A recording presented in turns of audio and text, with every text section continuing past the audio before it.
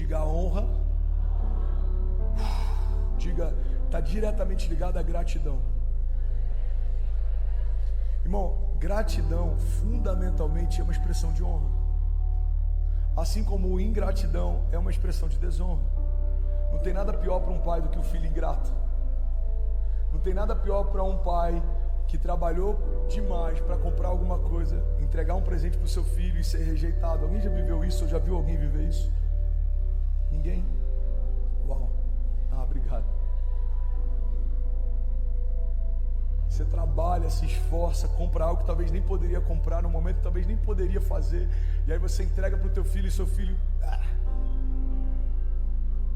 gente se sente péssimo, porque ingratidão é uma expressão de desonra. Eu preguei sobre isso na quinta-feira, irmão. Um coração grato é um dispositivo de segurança que Deus colocou em nós para que possamos viver novos milagres, porque quem tem um coração grato lembra do que Deus fez no passado, está pronto para viver o que Deus quer fazer no futuro. A gratidão nada mais é do que reconhecermos que tudo que a gente vive é porque Deus fez, tudo que a gente tem é porque Deus deu, tudo que a gente pode é porque o Senhor fez. Irmão, olha para mim, a Bíblia diz que Ele é o autor e consumador da nossa fé. Então o que a Bíblia está dizendo é que até a fé que eu tenho para crer nele foi Ele que me deu. A Bíblia diz que nós só amamos porque Ele nos amou primeiro. Você tem noção que você só ama os seus filhos porque antes Deus te apresentou o que é amor? Não, eu amo os meus filhos. Pois é, você só ama porque Ele te amou primeiro. Porque se Deus não te amasse, você nem saberia o que é amor. Sabe os sonhos incríveis que a gente tem? A visão extraordinária que você tem? Você só tem porque Deus te deu. Porque Ele estabeleceu homens visionários, construtores, edificadores, mantenedores, gestores. José só governou porque Deus viu graça nele e chamou para governar. Davi só reinou porque Deus viu graça nele e chamou para reinar. Você só vai viver sonhos de Deus porque Deus viu graça em você e te chamou para sonhar. Você recebe isso? Diga amém. 2 Samuel 6,14, eu não vou ler, mas você já sabe dessa história. A Bíblia diz que quando Davi está voltando com a Arca da Aliança, celebrando junto com os sacerdotes e com os soldados, a Bíblia diz que de longe Mical olha para aquilo e ela rejeita Davi no seu coração. E se você está aqui com a gente há alguns meses, você já me ouviu pregando sobre esse princípio. O problema de todo mundo que observa o mover de longe é que todo mundo que observa o mover de longe tem uma opinião. Por quê? Porque não está se movendo. Mical olha de longe, a Bíblia diz que de longe ela observa e rejeita Davi no seu coração. E a Bíblia diz que até o dia da sua morte, Mical não teve filhos. Existe um princípio fundamental sobre ingratidão. Declara comigo, diga: ingratidão gera esterilidade. Todo ingrato é estéril. Todas as áreas da sua vida, irmão, guarda isso. Eu sei que é dura essa palavra para alguém, mas ela vai gerar vida e conserto para a gente. Você está comigo? Diga amém. Todas as áreas da nossa vida que a gente não gera gratidão, a gente é estéril. Tem gente que frutifica, talvez, sei lá, vou dar um exemplo aqui. Você frutifica no seu ministério, mas na área financeira você não é grato. Você acha que tudo que você tem é pelo fruto do teu trabalho. Você é estéril. A esterilidade, ela acontece quando a gente não consegue reconhecer de fato quem nos deu o que a gente tem. A palavra aleluia, por exemplo, ela diz louvor a quem é de direito. Quando a gente está dizendo como igreja, aleluia, louvor a quem é de direito. A Bíblia diz que quando o profeta teve uma revelação do trono de Deus, no ano em que morreu o rei Uzias, ele viu o Senhor assentado no alto e sublime trono, e ele via querubins, ele via serafins, e os anjos em torno do trono diziam: Santo, Santo, Santo é o Senhor dos exércitos, e toda a terra está cheia da glória de Deus. Até os anjos se movem em honra e gratidão, sendo 100% santos, porque nós acreditaríamos que dá para viver longe disso. Um coração grato é um coração protegido. Um coração grato é um coração pronto para viver o novo. Até a ceia que Deus estabeleceu nada mais é do que um memorial de gratidão. Alguém tem mais 10 minutos para ouvir essa mensagem? De verdade. A ceia é um memorial de gratidão. O que Jesus faz? Ele estabelece um memorial. Todas as vezes que vocês fizerem isso, vocês fazem em memória do que eu fiz. todas as vezes que vocês honrarem o que eu fiz, vocês estão prontos para viver o que eu vou fazer. 1 Coríntios 11, 23 diz assim: pois eu recebi do Senhor aquilo que também lhes entreguei. O Senhor Jesus, na noite em que foi traído, tomou o pão, tendo dado graças, partiu e disse: isto é o meu corpo, que é partido por vocês. Façam isso em memória de mim.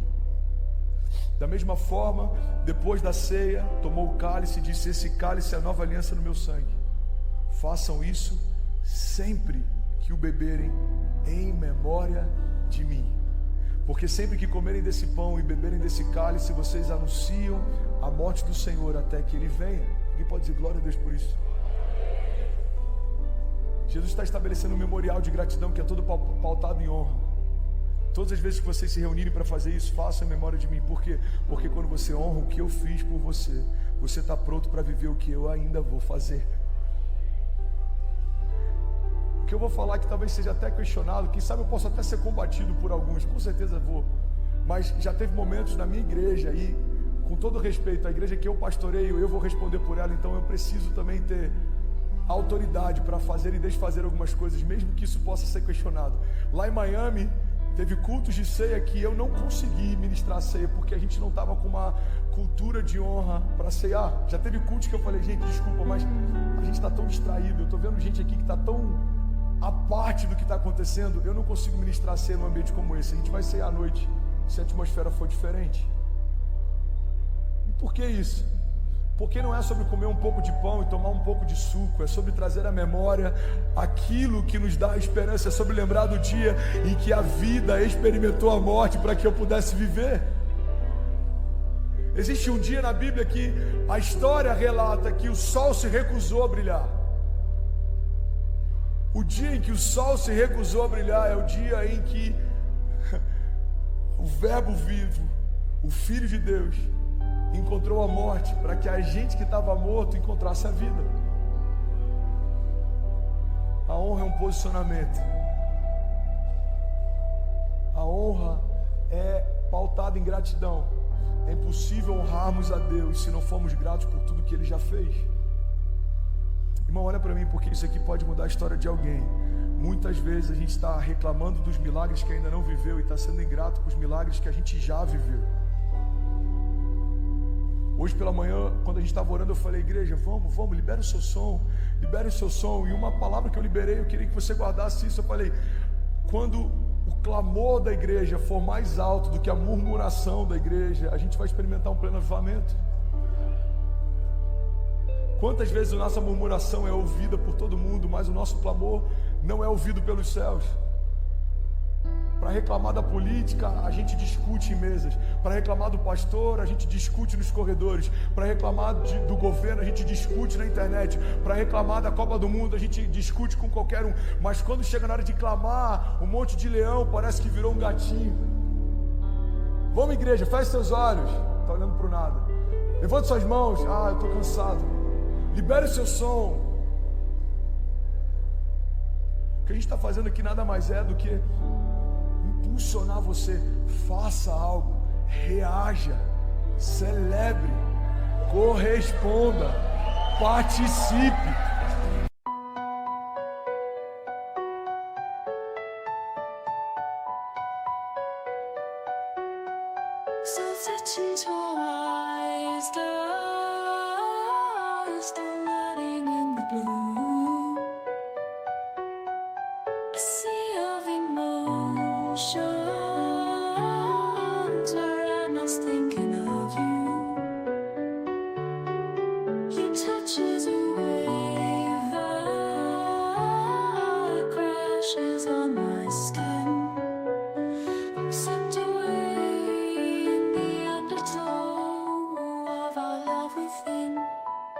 I'm lost in your ocean.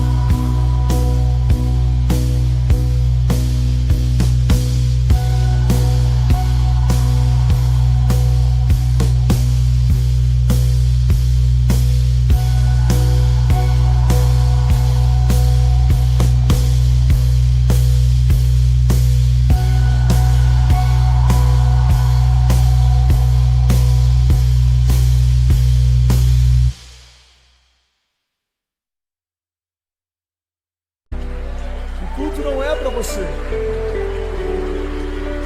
Aleluia. Aleluia. O culto não é para você. Viemos oferecer um culto ao Senhor. Não viemos assistir um culto. Como que foi o culto hoje? Ah, foi mais ou menos. Não, o seu culto foi mais ou menos porque você estava mais ou menos. Eu não estava bem, eu não estava afim, eu não estava conectado, eu não queria ouvir, eu não estava atento. Então não é que o culto foi ruim, você ofereceu um culto ruim.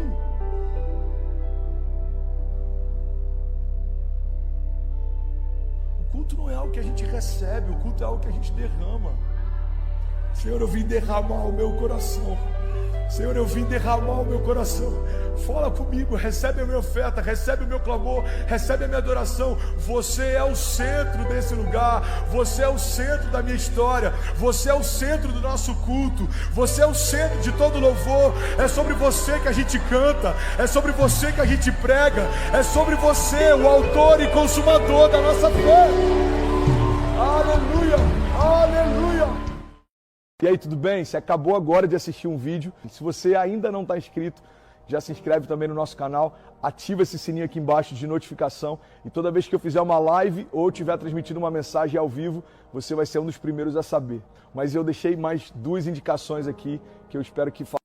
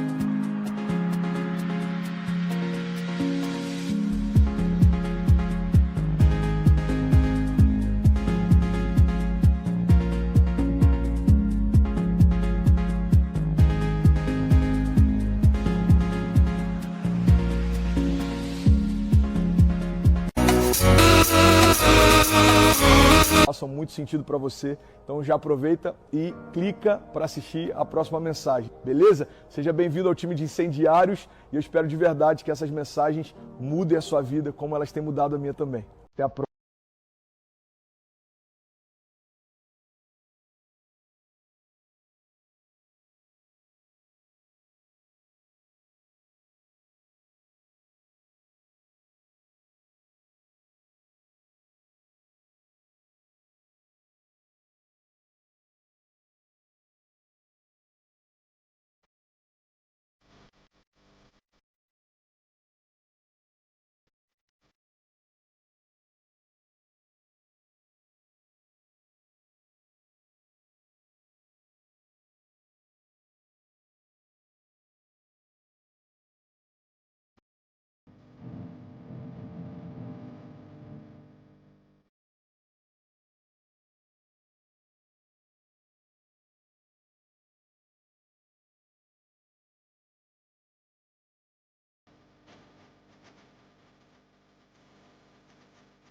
Valeu.